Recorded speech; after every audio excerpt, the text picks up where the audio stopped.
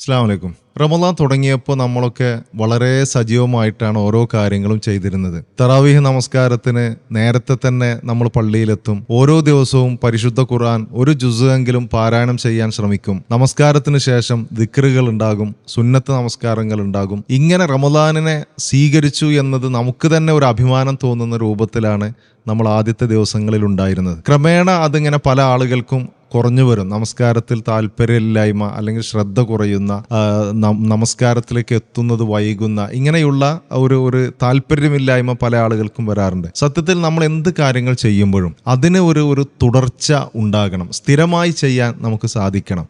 അതാണ് അള്ളാഹുവിന് ഏറ്റവും ഇഷ്ടം എന്നാണ് പ്രവാചകൻ സല്ലല്ലാഹു അലൈഹി വസല്ലമ പറഞ്ഞിട്ടുള്ളത്. അഹബ്ബുൽ അഅ്മാലി ഇലല്ലാഹ് അദ്വമുഹ വ ഇൻ ഖല്ല.